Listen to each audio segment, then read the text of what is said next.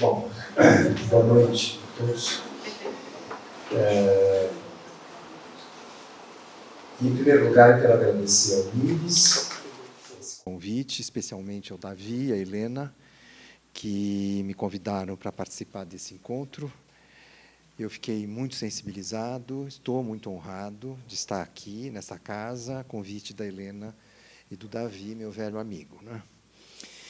E agradeço a presença de todos vocês também.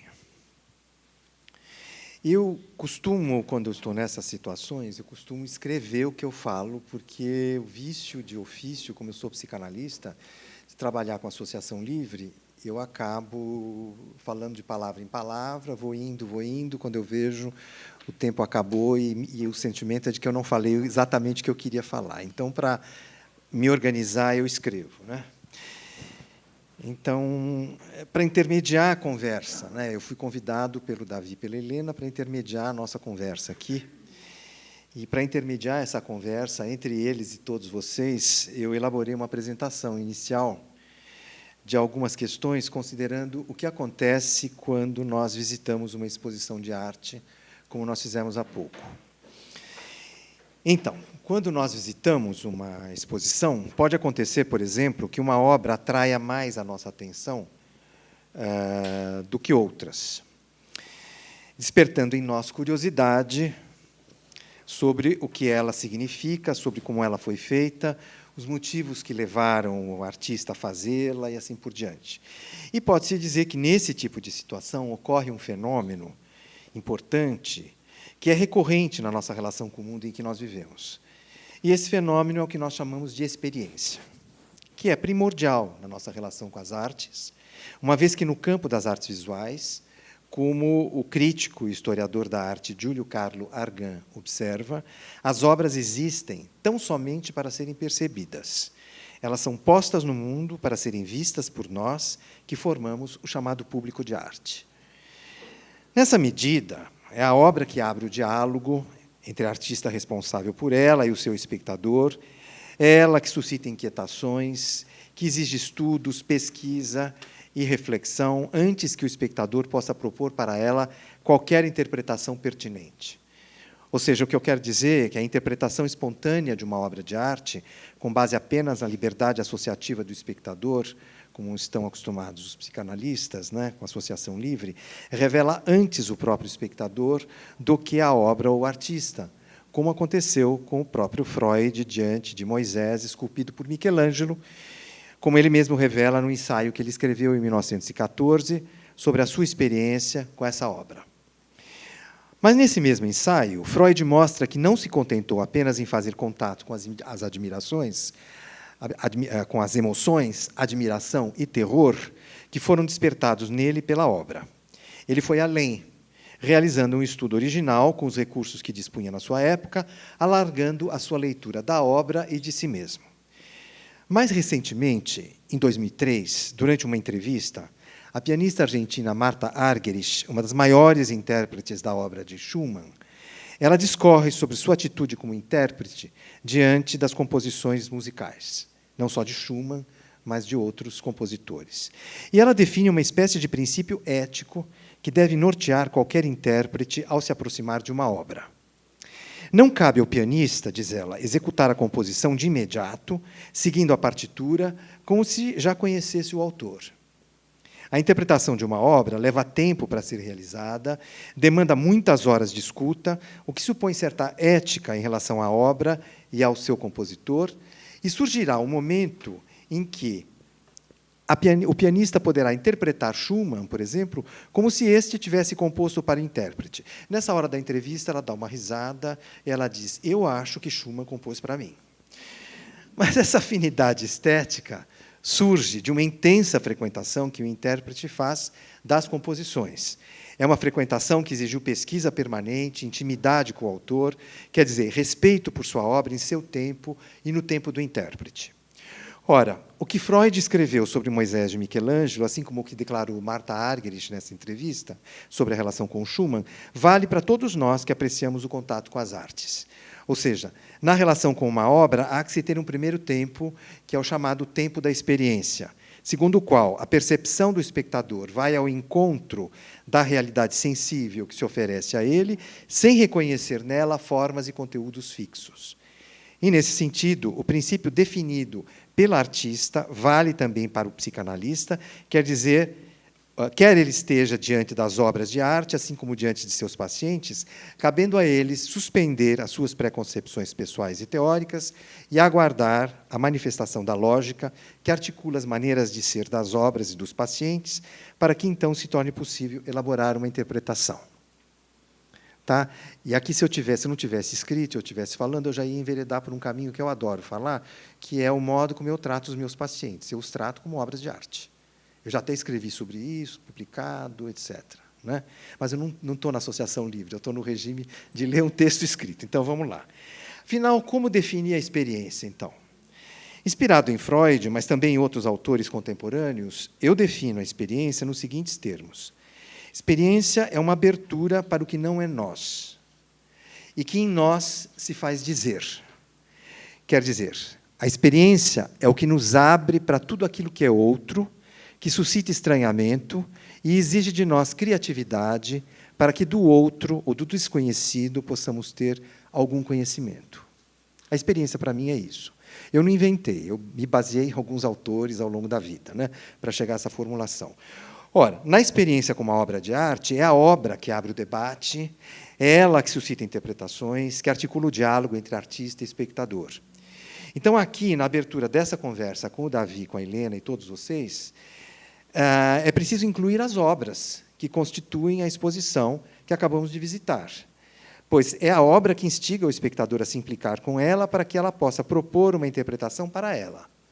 E, posto isso, caberia, então, perguntar como entender a arte a partir dessas considerações que o psicanalista fez. Gabriela Goldstein, minha amiga, psicanalista argentina, que também é uma talentosa pintora, ela responde essa pergunta ao longo do seu livro sobre a experiência estética. E, num diálogo com escritos de Freud e de outros psicanalistas, ela diz: arte é memória, simples assim. É memória incorporada na obra de maneira paradoxal. Ou seja, a arte convoca a memória, que, em muitos casos, é objeto da própria arte. Pensar sobre essa questão, que articula as naturezas da arte e da memória, implica uma dupla leitura. Por um lado, nós sabemos que a arte está intimamente ligada ao belo, enquanto herança clássica, mas a categoria do belo e do maravilhoso impõe-se, às vezes, imperceptivelmente, o outro lado da mesma moeda, o escuro, o horrível, o sinistro. Hoje em dia, observa Gabriela, a reflexão sobre a arte torna inevitável considerar essa dupla condição do belo e do sinistro, do traumático e do inefável, isto é, da memória do impensável da condição humana. E, de fato, sabemos que, a partir da segunda metade do século XX, além da presença de duas fortes tendências artísticas que, às vezes, se superpõem, a tendência à abstração e a vertente conceitual, também se constata a disposição dos artistas, sobretudo a partir de 1960, a confrontar o público com uma poética chamada poética do mal-estar, que, no mundo moderno contemporâneo, propõe pensar com crueldade o impensável da condição humana. No entanto, muitas décadas antes da instauração na arte dessa maneira de pensar, de certo modo, Freud já estava envolvido com ela como explorador da arqueologia da alma, ao partir para a Grécia, em busca de arte, e encontrar na Acrópole um outro lado que o surpreende, no meio da bela paisagem. Ou seja, ao visitar a Acrópole, Freud se divide em dois. De um lado, ele se contempla como componente da paisagem. E, de outro lado, não admitindo a bela realidade, ele se retrai na dúvida sobre a existência da mesma. E, investigando essa estranha experiência de Freud na Acrópole, Gabriela Goldstein considera o sentimento de alienação ou estranhamento que Freud afirma ter surgido nele e percebe que uma experiência estética também ocorreu ali. Quer dizer, no estranho fenômeno que impactou Freud no Templo de Atena, a alienação, o estranhamento e a perda de memória dão conta do que hoje podemos entender como experiência estética. Pois, no encontro com a arte, as obras nos questionam, exigem de nós alguma resposta, tal como aconteceu com Freud, que se pergunta, intrigado, como se ele fosse outra pessoa, se o que ele sentiu era mesmo real. Quanto a esse aspecto do processo vivido por Freud, temos que reconhecer a presença paradoxal da dor. Mas por que paradoxal? E de que paradoxo se trata aqui? Nós sabemos que uma dor intensa e duradoura pode impedir a ação, suspender o desejo e inibir o pensamento. No entanto, sabe-se também que uma dor profunda pode dar lugar, não ao estupor, mas paradoxalmente a um ato imaginário que se concretiza em obra. E nessa direção, como pensar o paradoxo do artista, que se consome na dor, ao mesmo tempo em que se consagra a expressar a catástrofe que o atinge? Ora, é lugar comum pensar que o artista faz arte para espantar sua dor, apaziguar seus males e os de seus interlocutores. Mas será só isso? Na história da arte, a questão da dor, assim como a da morte, não é mero tema, entre outros, extraído pelos artistas da vida comum. Ao contrário, a história da arte mostra que há um vínculo essencial, mais profundo, entre experiência estética e experiência da dor, vínculo que às vezes surge para o artista e para o espectador de modo inesperado. Um exemplo bastante claro nesse sentido nos é fornecido pela interação surpreendente entre o pintor modernista inglês Graham Sutherland e Winston Churchill, que, além da política, também praticava aquarela e pintura. E sabe-se que, em 1954, o pintor britânico foi convidado a fazer o retrato de Churchill quando este fez 80 anos. E numa das inúmeras sessões de pose para o retrato, aconteceu um diálogo sobre arte, quando o pintor interrogou o motivo pelo qual Churchill pintou repetidamente o lago situado nos jardins da sua residência. E num dos episódios do seriado The Crown, essa notável conversa é representada, colocando em xeque as ideias de tradição e invenção, passado e futuro, quando, entre as associações feitas por ambos, advém uma recordação dolorosa que emociona o ministro: a morte precoce por afogamento da sua filhinha caçula. Essa recordação, submersa nas profundezas daquele lago, foi conservada pelo político, embora inconscientemente, ao longo da vida, ela tenha sido omitida, sugerindo-nos que o conhecido jamais havia sido pensado por Churchill. Mas a arte estava lá para revelar, inadvertidamente, como memória do impensável da condição humana, uma zona sombria cuja natureza originária se mostrou aos olhos do pintor e do político como experiência estética, misteriosa, emocionante, surpreendente. Ora, esse vínculo originário entre existência e dor, entre experiência estética, arte e dor, pode ser observado desde a mitologia grega, que nos permite afirmar: no princípio, não é o verbo, no princípio é a dor. Nesse plano originário, os personagens míticos Níobe e Dédalo são protagonistas exemplares. Conta a história que a rainha Níobe, altiva e fértil esposa de Antão, rei de Tebas, chora, desesperada, a morte de seus 14 filhos e filhas, massacrados por ordem da invejosa Leto, deusa da maternidade, que, entretanto, só tinha parido os gêmeos Ártemis e Apolo. Compadecido, Zeus transforma a desesperada Níobe em um bloco de pedra e do qual brotou para sempre um rio de lágrimas. Assim, o deus escultor torna menos viva a dor de uma mortal que, petrificada, é eternizada chorando os mortos.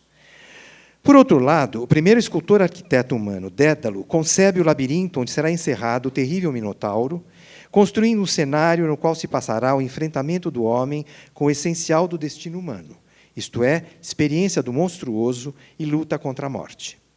Ora, não é diferente o sentido da construção da Acrópole, lugar destinado a se venerar a justiça, a sabedoria e toda forma de combate à decadência, no limite à dor.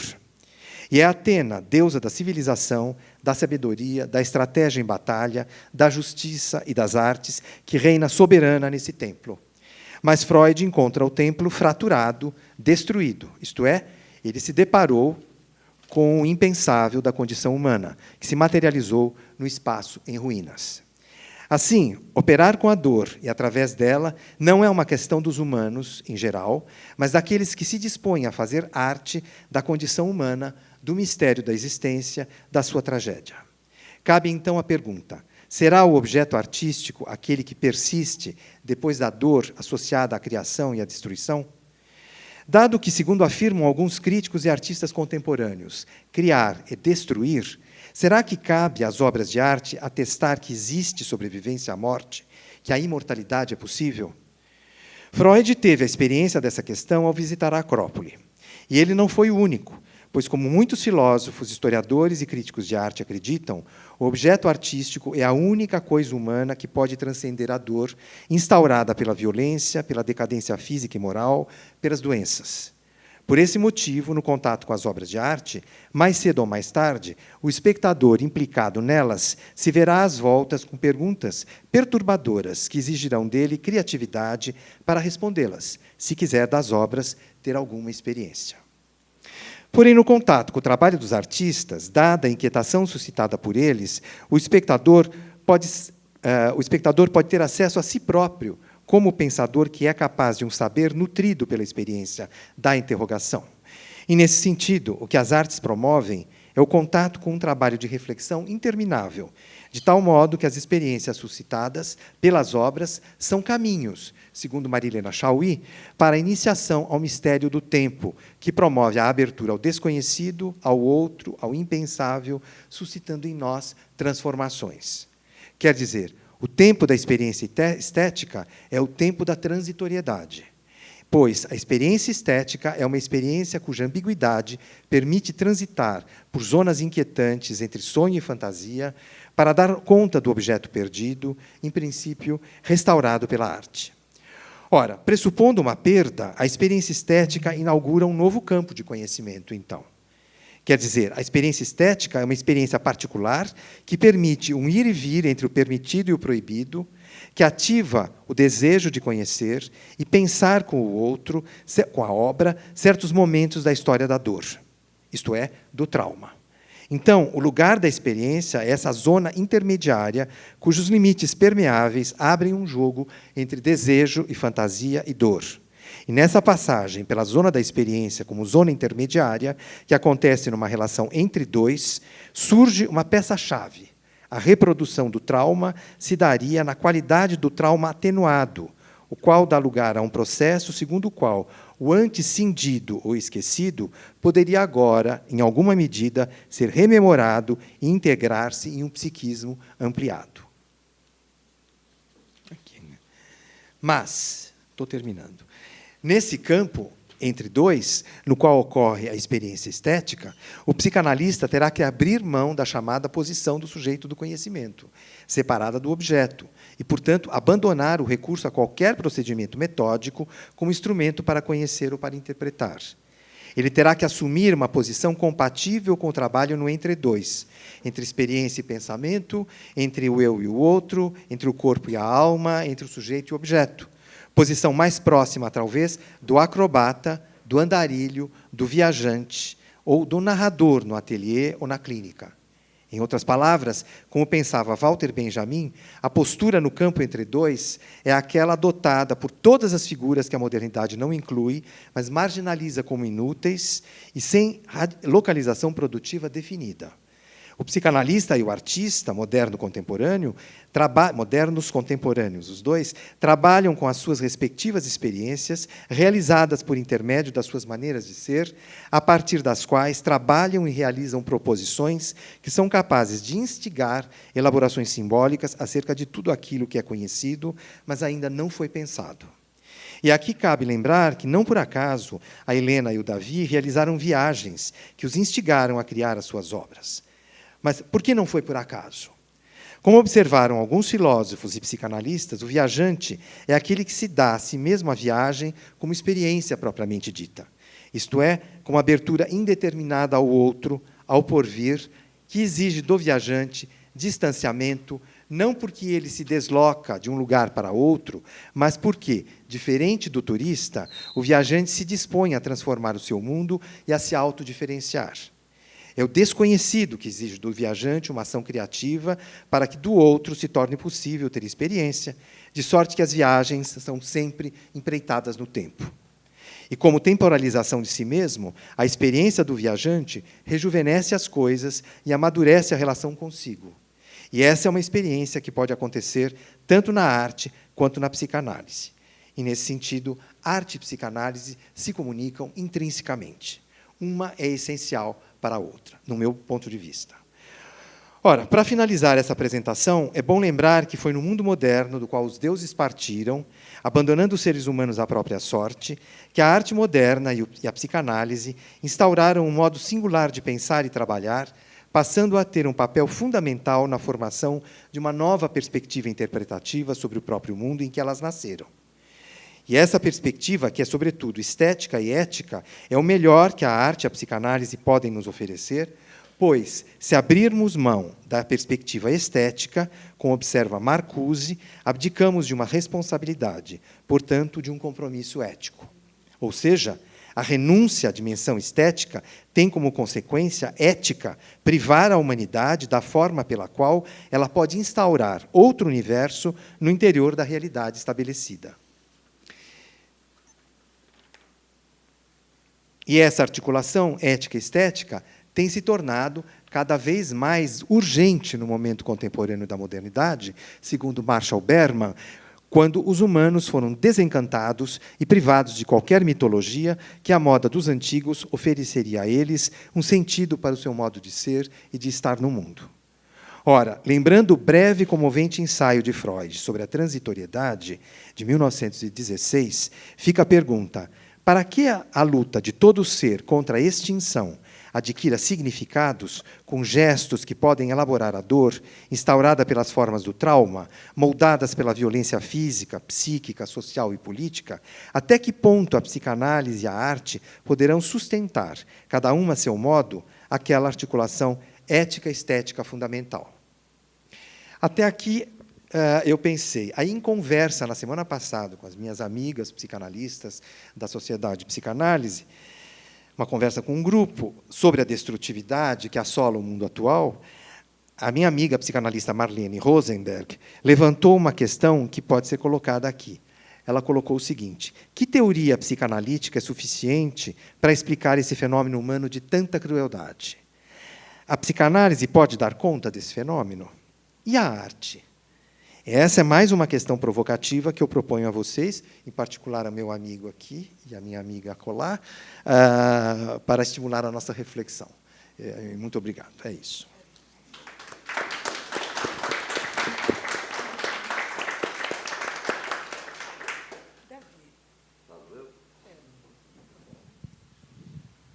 Bom, boa noite a todos, a todas.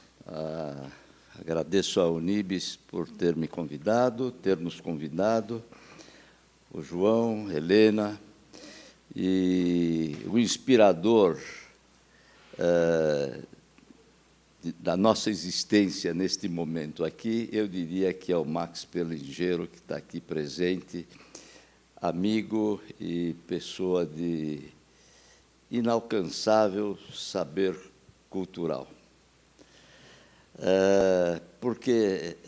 E é uma surpresa, e te agradeço muito a presença, como agradeço a presença de todos, mas este encontro teve origem,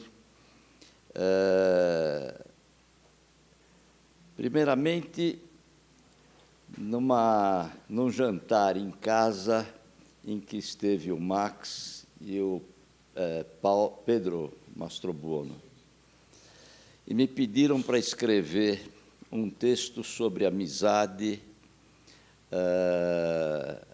entre Volpi e Bruno Jorge. Eu estava justamente me preparando para ir a Odessa, porque estava com a ideia de escrever este livro, Meu Pai, um Desconhecido, e achava que o desafio que o Max,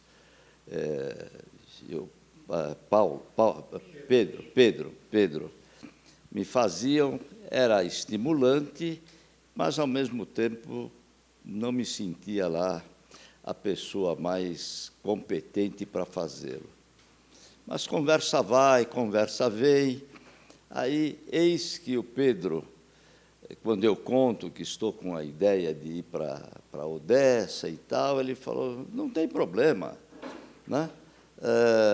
Vou ligar para o rabino fulano de tal, Dove, do Beit Rabat, aqui do Morumbi, e ele vai nos ajudar.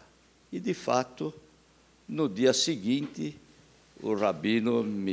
converso com o rabino. Em alguns minutos, ele me pôs em contato com um rabino na Ucrânia, em Odessa. Conversamos, talvez, por 1 hora, em inglês, e explico o que eu estou querendo, que eu tinha endereço da casa onde meu pai nasceu, que era na Praça Catarina II, tarará. Explico tudo para ele, e ele diz, bom, vamos falar amanhã. E, no dia seguinte, voltamos a conversar, e ele diz, bom, está tudo resolvido. Quando você chegar aqui, tem uma pessoa que vai levar você para conhecer a cidade, e eles vão encontrar onde seu pai nasceu. E assim foi, né? No final da conversa, curiosamente, ele me diz, até logo. Puxa vida, gastei o meu inglês e você me diz até logo. Aí já era em português, né? Eu morei 1 ano no Brasil, eu falo espanhol e um pouco de português. Falei, tá bom. Bom, quando chegamos em Odessa, isso foi alguns meses depois, na hora marcada estavam lá, fizemos um passeio pelos pontos turísticos da cidade, e o passeio terminou na frente, numa lanchonete, ao lado da porta principal do imóvel onde meu pai havia nascido. Bom, vocês não podem imaginar a emoção que significa, estou falando e fico emocionado, de estar vivendo esse momento junto com meu filho Ricardo e com meu irmão Hélio. Uma viagem de homens. Depois o psicanalista pode tentar ajudar a compreender por que foi uma viagem só de homens. Não sei dizer, mas acho que era um reencontro com a linhagem masculina, né? Identidade com o pai, e identidade do filho, e um armistício de paz entre nós. Bom, vocês vão ler o livro, espero que leiam, quem não leu.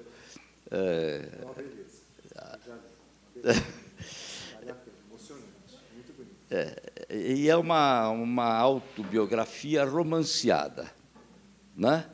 Por que eu fui escrever? Aqui ele falou do sofrimento, da dor. Eu tive muita dificuldade durante a minha vida no contato com meu pai. Ele era um homem presente, trabalhava muito, muito, ele estava lá, ele existia, né? Mas eu não tinha acesso a ele. Era muito difícil estabelecer uma conversa. Com outras pessoas ele conversava. Eu não conseguia conversar com ele e vice-versa, não tinha intimidade, né? Ou eu sentia assim. Eu tinha sido um menino muito complicado, né? Não é a troco de nada que eu virei psiquiatra e psicanalista, e acredito que não sou dos piores, né? Então, a psicanálise me ajudou muito a chegar aonde eu cheguei, mas os psicanalistas não conseguiram responder às dúvidas essenciais que eu queria ter. Por que eu não alcançava este meu pai? Não, o que acontecia? Bom, e de onde vinha tantos traumas da infância, né? Tantos medos? Eles não eram pais maus, podiam ser severos, podiam dar muita bronca, eram exigentes, mas estavam presentes. Mas o que acontecia para que a minha agressividade se transformou em pesadelo, em terror noturno, numa complexidade na relação social? Parênteses. Imaginem que não foi fácil, com todos os anos de análise, eu me dispor a me expor publicamente, né? Mas isto depois eu me dei conta que, ao me expor para o outro, em primeiro lugar eu estava me expondo a mim mesmo, e tentando elaborar uma série de ideias, uma série de questionamentos que eu não conseguia ter tido resposta a partir da relação nem com os meus analistas e nem tive chance ou tive abertura para conversar com meus pais, né? Bom, eu acho que a motivação para escrever esse livro veio daí.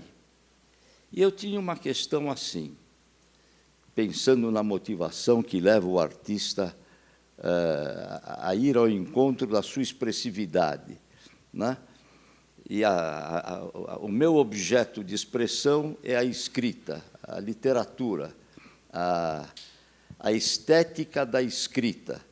Vem a emoção, eu tento transformar... Eu não sou tão organizado como numa defesa de tese. Eu fiz uma defesa de tese e achei muito chato, né? Defender... Aqui tem professores universitários, é uma droga, né? Tudo tem que estar dentro do conceito, você não pode sair, fantasiar, e se fantasiar tem que dizer por que fantasiou. Bom, eu queria sair disto, né? Foi um sofrimento. Eu vou escrever um outro romance sobre o sofrimento de fazer uma tese acadêmica, né?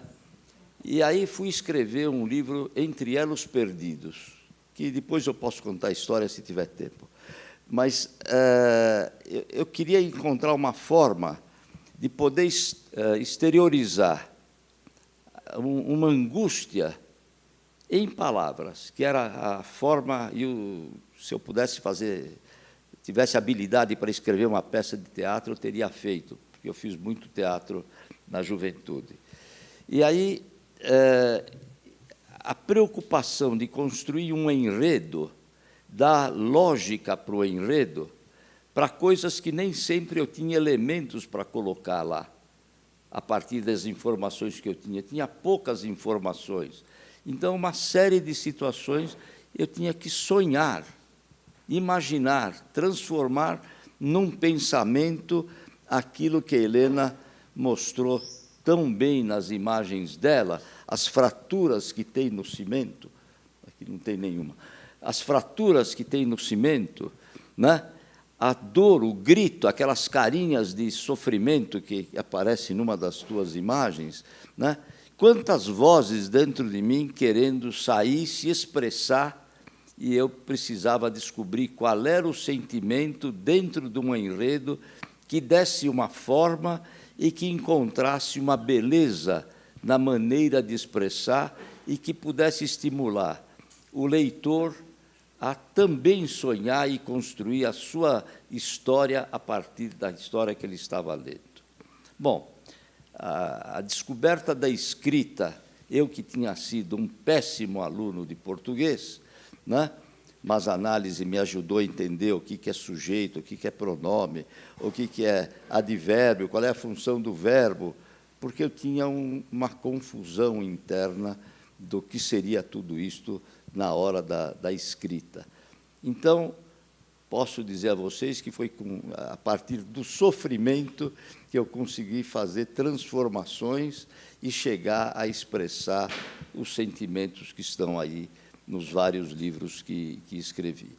Então, veja, eu acho que eu vou ler um trechinho do livro para vocês poderem ter uma ideia, se me permite. Temos tempo para isso? Podemos seguir um pouquinho?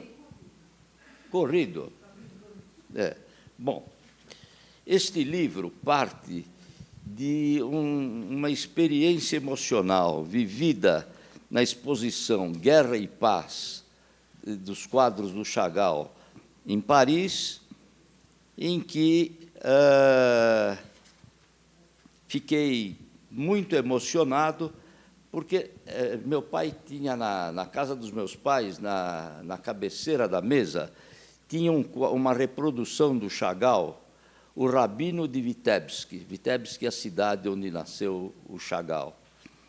Eu vi aquele rabino, conhecia os livros do Phil on the Roof, a história de Teivo, o leiteiro, né?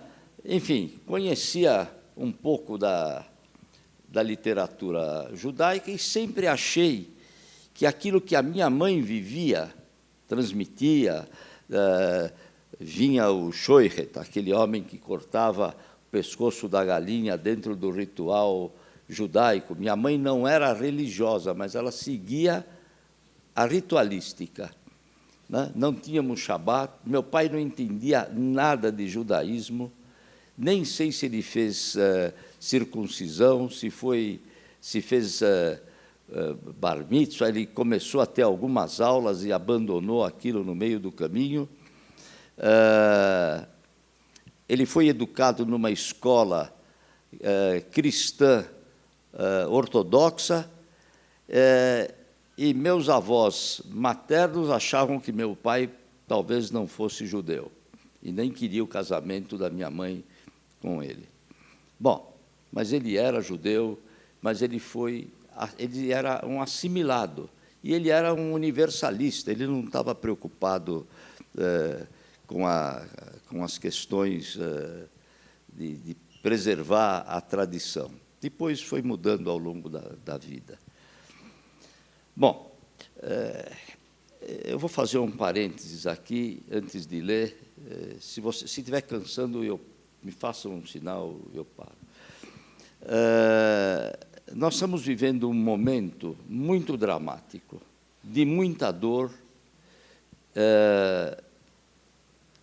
que tanto Helena quanto eu carregamos dentro de nós, em função das nossas histórias de vida. Foi isso que nos uniu, a dor, né? E a transformação da dor, cada um na sua arte, né? Que o Max teve a percepção e a delicadeza de nos aproximar e permitir que isso se tornasse algo de fato. E eu fico pensando, independentemente das questões históricas, geopolíticas e tudo mais, o que vai ficar na cabeça das crianças do futuro, do mundo, mas especificamente dessa região em conflito. Quer seja na Ucrânia, eu comecei a escrever o livro antes da guerra da Ucrânia com a Rússia, né? Estive lá num período de paz, em 2018, porque tanto Helena, ao se ler o livro dela, a gente percebe que havia um vazio e uma história de...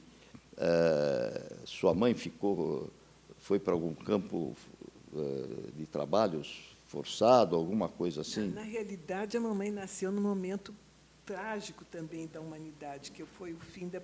Está com som? Não. Foi mais pertinho. Agora está? Tá. Ela nasceu no dia do armistício da Primeira Guerra Mundial, dia 11 de novembro de 1918, num território que foi...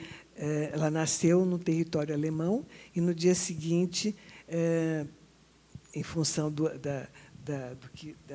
da nova geopolítica da Europa, depois da Primeira Guerra Mundial, foi pagamento de indenização de guerra para os poloneses. Então, eles foram evacuados em seguida e atravessaram um território polonês, né? A minha mãe, a mais nova, de 15 filhos, e 2 irmãos mais velhos já tinham falecido na guerra. E eles foram para um campo de refugiados na Alemanha e vieram para o Brasil em 1922, no início dos acordos de imigração entre Brasil e Alemanha. Então, assim, né, nossos pais, cada um por razões diferentes, né, transitaram por uma Europa que não foi capaz de recebê-los, né, de mantê-los lá.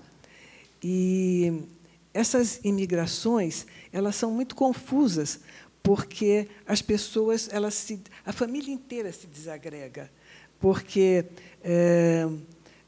a minha avó chega no Brasil com, acho que 12 ou 13 filhos, 12 filhos.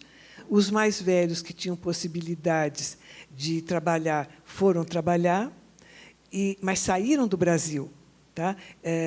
A minha família ela ficou no sul do Brasil, na fronteira entre Rio Grande do Sul e Santa Catarina. E aí, ela fica com 5 crianças, falando alemão, no meio de um mato enorme e sozinha. Então, isso criou uma bruta confusão na cabeça de todo mundo. Tá? A minha mãe, apesar de ser terrível, ela ainda foi a mais sóbria de todos eles, porque os outros teve muito suicídio na família, teve muita desagregação, um desencontro sem fim. E acredito eu que esses desencontros marcaram tanto o teu pai e marcaram muito a minha mãe. Meu pai saiu de Odessa em 1919 e chegou ao Brasil em 1924. Ele veio de Odessa. Minha mãe veio da Bessarábia, da Moldávia, de um vilarejo chamado Jedenitz.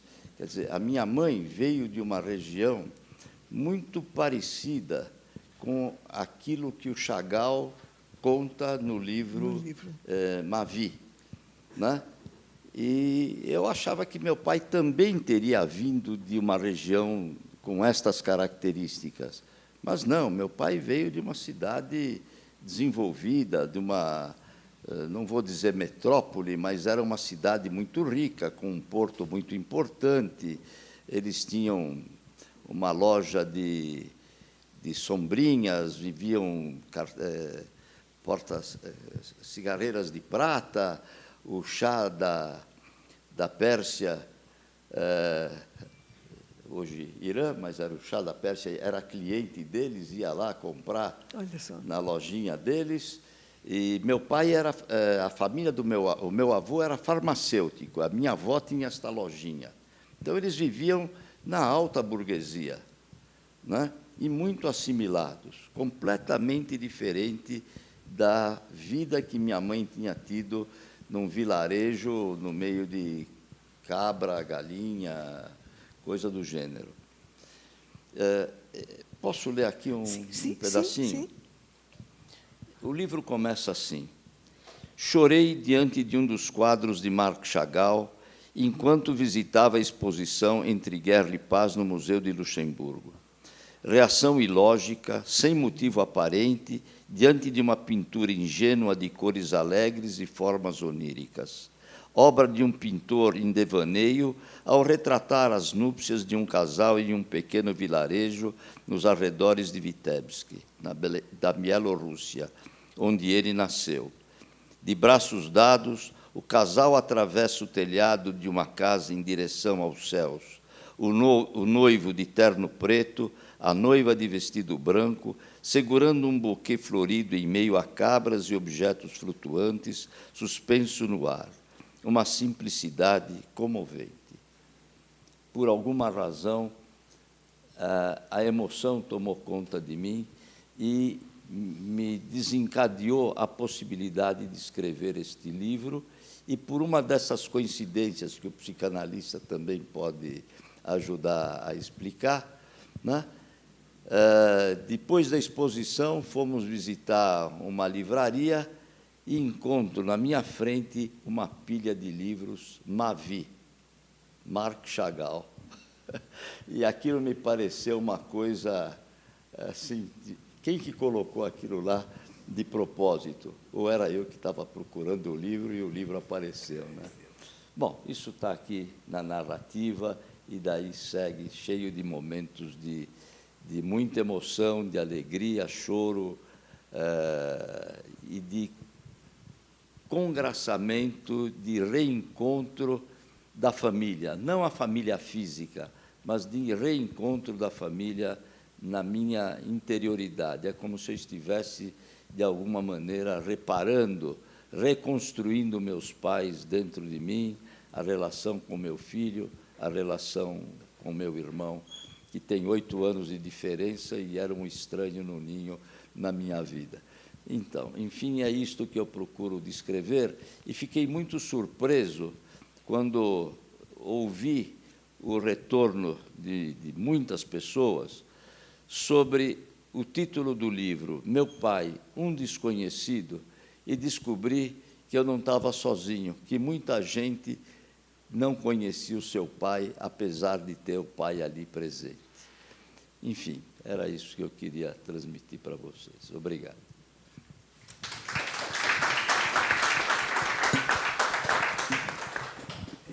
Eu tenho que ser super breve, não é? Tá bom. Tá bom, tá bom, tá bom, tá bom. Bom, obrigado ao Nibes e obrigado a todos vocês estarem aqui. Eu não preciso de dizer o quanto o Max é querido nas nossas relações, não é? Porque de uma aula, ele era professor de uma pós-graduação que eu estava fazendo online no Rio de Janeiro, aí eu contei essa história, porque eu estava super zangada, não estava? Eu estava zangada naquele dia, porque eu tinha, assim, o que eu fiz aqui, eu tinha pensado em fazer no Museu Judaico, e o novo curador, ele simplesmente me disse, olha, não é isso que nós queremos. Tá? Eu falei, tá bom, não é isso, obrigado por ter avisado. Mas esse livro e essa exposição, ela começa realmente em 2019, na visita que minhas irmãs e eu fizemos a Auschwitz.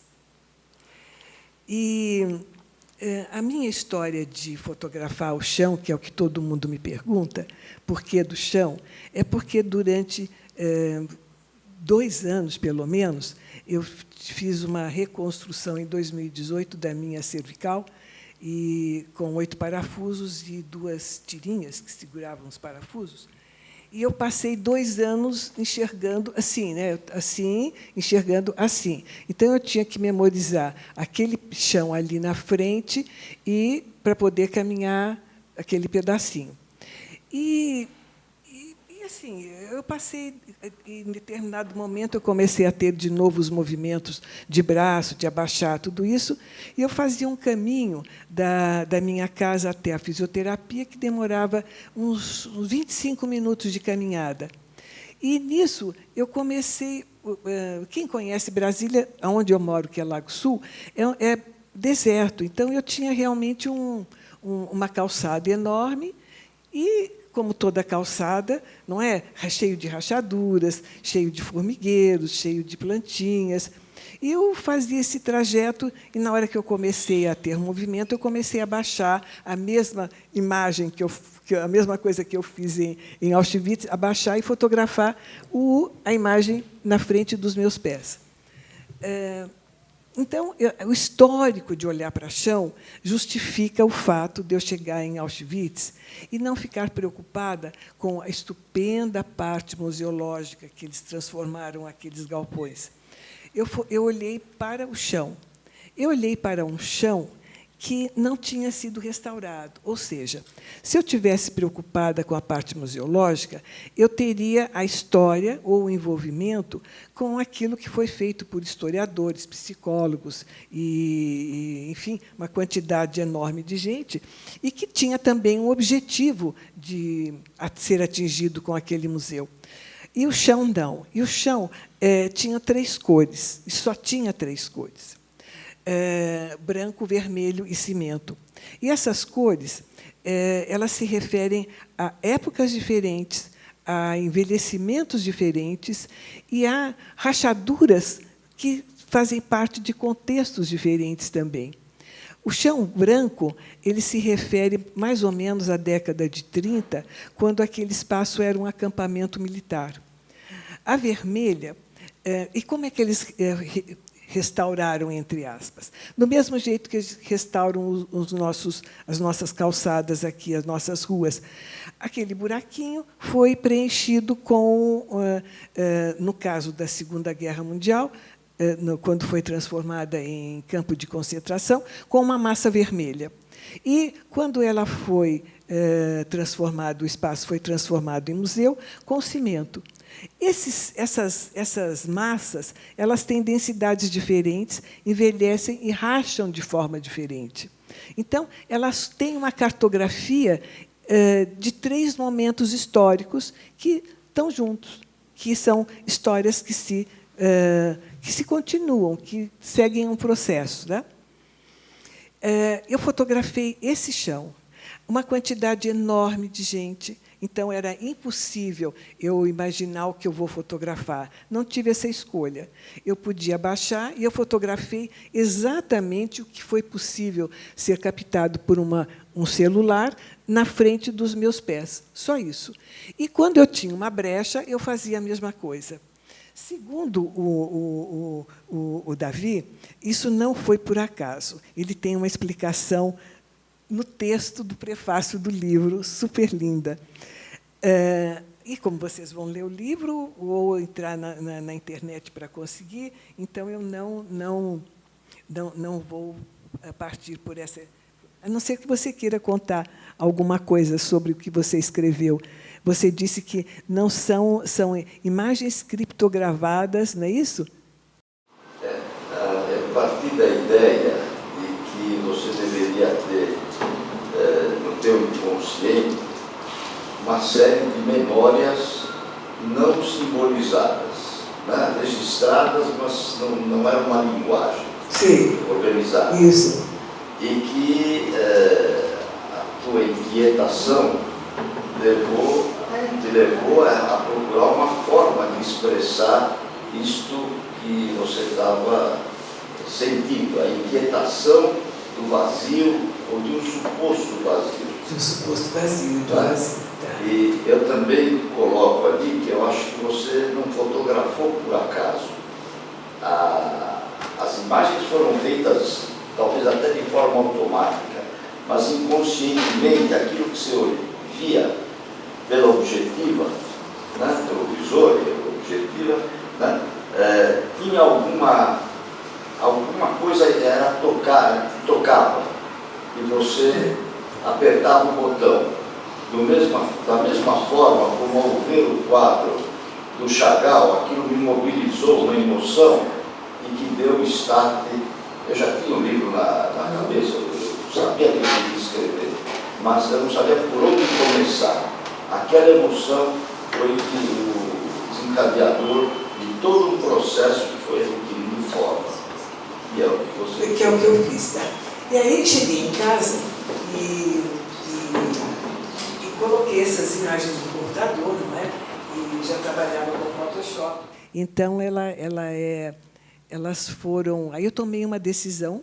A primeira imagem, que é o personagem da forma como eu enxerguei. Eu enxerguei realmente o que restou de algum ser humano, né? Aquela rachadura na vertical, para mim, me pareceu assim como alguém que foi absolutamente dilacerado. Aonde eu coloquei a meia, eu imaginei naquela hora alguma coisa assim, alguma perna que precisava de ser limpa, de ser coberta, de ser protegida. E esse personagem foi a minha conversa o tempo todo do trabalho. Na realidade, foi quase que um pedido de autorização para descer no subterrâneo daquele lugar. Quando a gente trabalha no Photoshop, a criação de imagens é feita por camadas, sobreposição de camadas. E eu imagino que os meus textos são realmente entrar nesse submundo ao contrário. Tá? Eu fui caminhando como se eu fosse um antropólogo, quem trabalha com pesquisas de subterrâneo, não é antropólogo, arqueólogo. E então eu me senti realmente como se eu tivesse com um pincel limpando essas feridas, cuidando delas, vestindo esse personagem. E ele me acompanhou o tempo todo. Esse trabalho demorou 4 anos para ser concluído. E E cada vez que eu conseguia, assim, algumas imagens, por exemplo, o personagem eu demorei com certeza quase um mês, mas outras foram rápidas, foram de 1 semana, 2 semanas. Mas isso é um caminho, um percurso, uma construção de imagem. Tá? Ela envolve, no caso, uma emoção muito forte daquilo que eu estava trabalhando, daquilo que eu estava vendo ali, daquelas cicatrizes todas, e uma emoção que tem referências à minha própria história de vida, porque eu sempre fui alguém estranha ao meio. Né? Nós tivemos em casa uma educação, a minha mãe alemã, meu pai português. Nós vivemos mais próximos dos portugueses do que dos alemães, mas nós éramos uns estrangeiros para esses portugueses. E, quando nós íamos visitar os alemães, nós éramos uns estrangeiros para os alemães. Então, a gente não era nem uma coisa nem outra, não pertencia a lugar nenhum. Tá? E assim, a sensação de pertencimento é uma coisa que sempre me... É como se fosse uma grande fissura dentro da minha psique, dentro das minhas emoções, de não pertencer a lugar nenhum. Né? E, assim, a primeira vez que eu senti um enorme de um pertencimento não foi em Auschwitz. Auschwitz foi o resultado... Acho que eu só fui capaz de fotografar Auschwitz porque, quando nós começamos a nossa viagem visitando Budzin, que é a região que era Alemanha, que hoje é Polônia. É uma região rural. Acho que hoje deve ter próximo de 5.000 habitantes. Então, é alguma coisa assim, bem pequena, mas uma graça, uma lindeza. Com esses exercícios que eu tive que fazer para recuperar a minha mobilidade, o que aconteceu é que eu fiz muito exercício de respiração. E, então, quando eu cheguei em Budzin, pela primeira vez eu senti o meu pulmão inteiro preenchido de um ar fresco e de um perfume daquele lugar, assim, inebriante. Eu falei, gente, eu vim desse lugar, eu pertenço a algum lugar na Terra. Então, eu acho que, quando eu cheguei em Auschwitz, e quando eu comecei a trabalhar essas imagens no computador, no Photoshop, o que eu senti foi que eu entendi o que é pertencer a alguma coisa, tá? O que é você lutar por alguma coisa? Como é que aquelas pessoas foram desagregadas? Como é que elas foram todas separadas? Não? Você tem uma estrutura de organização dentro desses campos de concentração, que é realmente a separação total das pessoas, crianças de um lado, mulheres do outro, homens do outro. E como essa coisa de repente, não estar mais em lugar nenhum do mundo. E eu falo muito disso nesse livro. Tá? Como pertencer a algum lugar, como a gente vai buscar as nossas memórias. Uma das coisas que eu sentia uma enorme falta é que eu não pertencia às memórias de nenhum lado da minha família.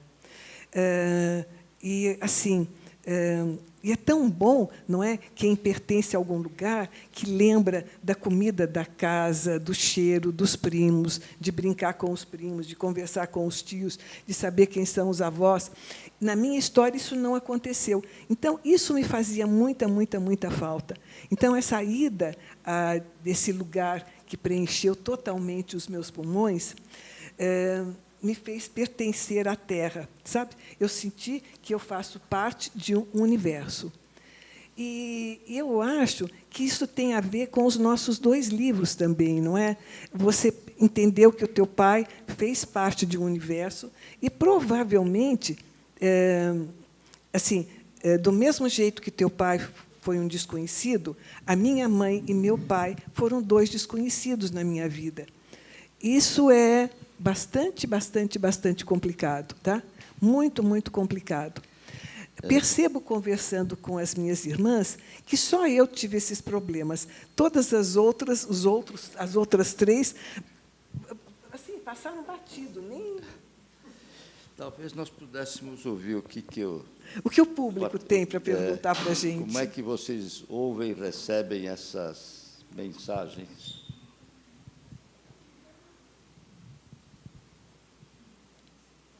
Max, você que conhece nós dois, que foi o grande, assim, que nos aproximou.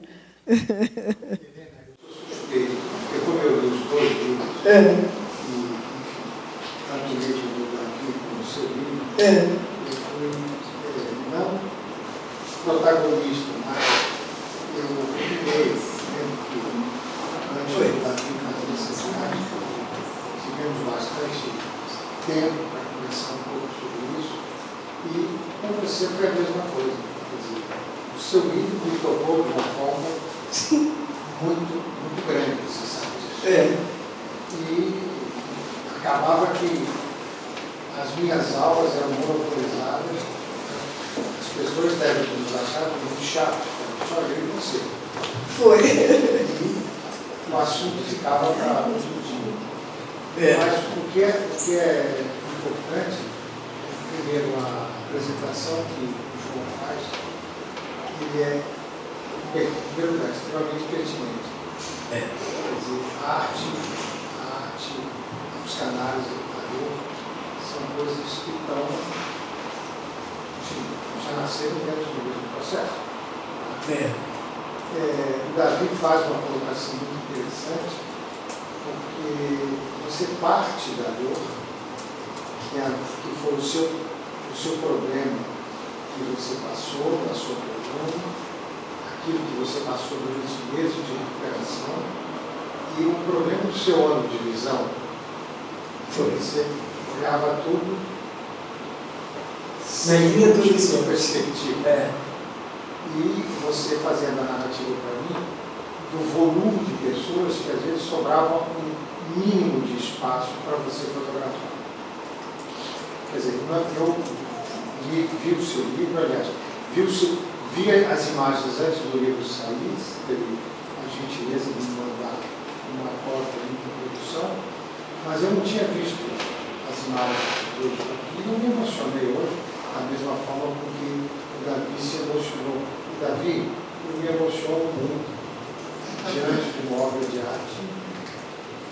Dois grandes colecionadores, Chuquim e Morozov, que são objetos de estudo há muitos anos, na exposição que eu vi na coleção do Vuitton, eu estava virando uma pessoa desagradável, era a pior companhia do mundo, porque eu ficava muito emocionado. Porque cada obra tinha uma história. Quer dizer, essa história que vocês têm é uma história muito parecida. Quer dizer, eram duas pessoas em busca. Aí eu não sei se é você do seu pai, ou você da sua mãe, ou vocês de vocês. Eu acho que vocês foram em busca. Acho que sim, não, Davi, acho que a gente foi... Eu acredito que Você seja também, mais né, isto, João? né? Não sou especialista. Acho que a gente foi em busca da gente mesmo, né? Eu acho que mais é isso, uma busca de algum vazio interior, né? Os pais fizeram aquilo que eles podiam fazer, era o que, né?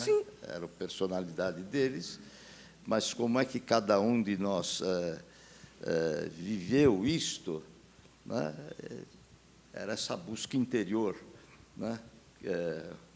Acho que o transformar em arte é dar uma linguagem a alguma coisa que está lá nos pressionando e que não tem não consegue emergir, é o sintoma, como colocou o João. Na hora que o sintoma deixa de ter significado, porque se encontrou um determinado sentido, ele não tem mais valor como sintoma e ele desaparece. Desaparece. Então, acho que é isso. Desaparece. Estamos quase curados, viu? Eu acho que eu gostaria de ler. Eu fiquei surpreso com o que eu escrevi aqui para a Helena. Eu vou ler, Helena. Então, rapidinho. lê.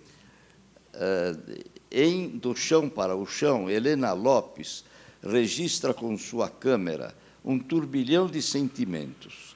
Surgem imagens e vozes poéticas das fissuras do cimento árido corroído pelo tempo. Dores, cinzas e esperanças emergem das profundezas da alma da autora e mobilizam imagens e vozes dos viventes espectadores. Desenraizamentos produzidos pela partida apressada e involuntária, fuga das perseguições e traumas produzidos pela fome, miséria, expoliação dos direitos, das propriedades e da vida. Violências causadas pela guerra e pós-guerra na vida de nossos antepassados, na Europa do Leste, revividas na atualidade pela guerra entre Rússia e Ucrânia, e agora nós poderíamos dizer entre Israel e os terroristas do Hamas e outros terroristas. Então, a história continua, a transmissão transgeracional está presente, só que ela não é codificada numa linguagem como essa que estamos falando.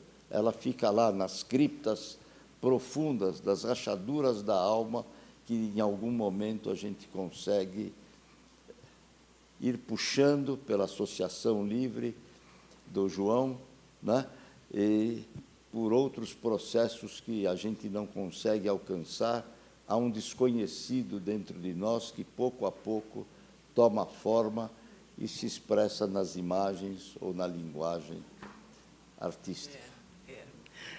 As imagens, elas foram... A gente termina em dois... Só termina a frase e a gente encerra, tá bom? A gente... Aqui, assim, tudo é super controlado, super... Olha, então, as imagens, elas foram uma surpresa para mim, tá? Todas as imagens, cada imagem foi uma surpresa diferente. As coisas foram acontecendo de uma forma assim surpreendente. Eu quando olho para uma imagem, eu não digo, eu vou fazer isso. Não, eu converso com ela e vou abrindo espaço para que ela ganhe corpo e vá tomando o seu rumo, tá? Então, as imagens sempre me surpreenderam. E algumas foram frutos, inclusive, de erro. Acho que a segunda imagem que está lá embaixo é a do Virgílio. Tá? Eu recortei a imagem do Virgílio, né, do que eu chamei de Virgílio, tá? E a gente tem a opção de como é que é? Via cópia ou via recorte. E eu, sem querer, os dois são um lado do outro. E eu, sem querer, falei, puxa, eu nunca usei via recorte, paft. E, de repente, eu tenho um bruta branco, sabe? Eu falei, gente, como é que eu vou fazer isso? E eu sempre trabalho com uma cópia do meu original. Eu não trabalho nunca em cima do original. Por incrível que pareça, naquele não. Por alguma razão que eu também desconheço, eu trabalhei em cima do original. Então, eu não tinha recuperação, eu que tinha realmente acabado com a imagem. Então, foi assim uma construção de sobreposições demoradíssima, tá? Porque eu fui catando os pedacinhos e reconstruindo e fazendo outras coisas, e deu numa das imagens assim que mais me surpreenderam e mais me agradaram. Quem olhou com cuidado viu que do lado tem como é que ela foi construída, né? Como é que as partes foram todas emendadas, reconstruídas. Então, o trabalho inteiro foi assim, me surpreendeu muito, demorou 4 anos, eu tive várias interrupções. Escrever esse livro, eu juntei todos os pedacinhos que eu tinha esparramado e pus numa ordem, e aí eu comecei a escrever o livro. O meu olhar... Veja bem, eu não sou escritora. Olha só, eu não sou fotógrafa e comecei a trabalhar com fotografia em cima disso. Não sou escritora, juntei os picadinhos e fiz o livro. Mas eu preciso, assim, na minha concepção de exposição, de construção das coisas, eu preciso de ter o processo visível. Então, eu também fiz uma coisa que não é comum, que não é você que é artista, que não é comum a gente mostrar processos, especialmente num livro. Tá? Então, eu juntei um monte de coisas que não são da minha área específica e montei esse livro, que me deu um enorme prazer, continua me dando um enorme prazer. Esse trabalho é muito mais do que... Assim, não é uma autobiografia, não é? O do Davi é mais autobiografia do que o meu, mas são as emoções de uma vida inteira, assim, não é? Como é você ser um estrangeiro, como é você lidar com emoções, como é organizar tudo isso. E coincidiu com uma época muito difícil da minha vida também, porque eu fiz essa viagem em abril de 2019, meu marido faleceu em abril de 2020. Então, juntou um monte de coisas que foram se encadeando e que resultou nesse trabalho e nesse livro. E, por incrível que pareça, eu acho que eu nunca vivi tão bem na minha vida depois de todos esses acontecimentos. Assim, muitas coisas aí é João que sabe. Muitas assim, perguntas, fissuras, vazios, deixaram de existir. E como eu trabalhei imagem, então essas fissuras foram realmente muito trabalhadas. Esses vazios foram muito trabalhados. Para quem é... Aqui não tem ninguém de artes plásticas, não é? Aqui, né? Então, mas ele já é macaco velho, não é mais aluno. Então, aí o que... Assim, a grande preocupação do momento agora é inteligência artificial, né, inteligência expandida, vai ocupar o nosso lugar. Não, não vai. É só mais uma ferramenta, não é? Photoshop não faz o trabalho de ninguém, é só uma ferramenta. A máquina fotográfica não faz o trabalho de ninguém. Eu preciso de um ótimo olho para realmente fazer uma ótima fotografia.